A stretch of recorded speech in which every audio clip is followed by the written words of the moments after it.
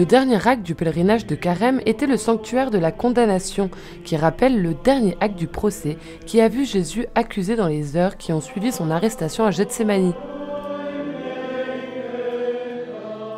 La chapelle du Lithostrotos, incluse dans l'enceinte du sanctuaire de la flagellation, commémore à la fois la condamnation et l'imposition de la croix.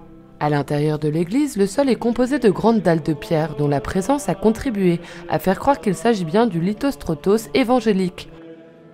La messe solennelle a été présidée par le père Stefano Vuaran et l'homélie a été prononcée par le père Carlo Giuseppe Adesso.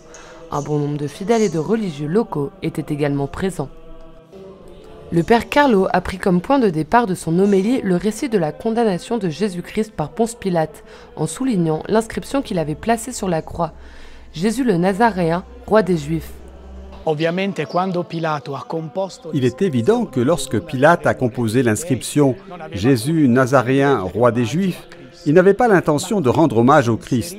Mais voici le génie de l'évangéliste Jean, qui éclaire ce fait d'archive, ce fait de condamnation, avec la torche de l'Esprit Saint, et brode ce qu'un œil ne peut normalement pas voir. Jésus-Christ est bien le roi, et pas seulement le roi des Juifs, mais aussi le roi de l'univers. Le père Joseph a ensuite fait référence aux 3 trônes mentionnés par saint Venantius Fortunatus, un poète né à Trévis, en Italie, en 530. Le premier trône est sans doute la croix. Venantius le dit, « Regnavit alignio Deus », Dieu a régné depuis la croix. Le deuxième trône est la crèche, la mangeoire.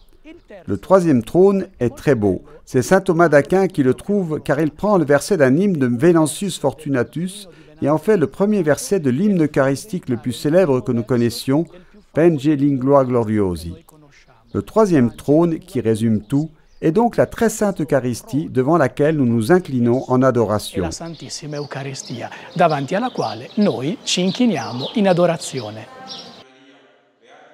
Dans chaque pèlerinage de Carême, le père Carlo a voulu mettre l'Eucharistie au centre de ses réflexions, comme le sommet de la vie chrétienne. Selon lui, les fidèles pourront revivre cette année dans la ville sainte une période de retour en partant de l'expérience pascale.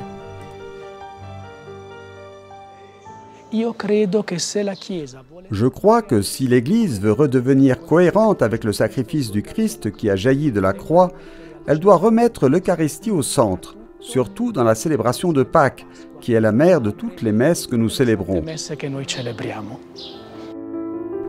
En attendant de vivre la semaine majeure, marchons ensemble avec le Christ dans sa passion pour l'amour des hommes.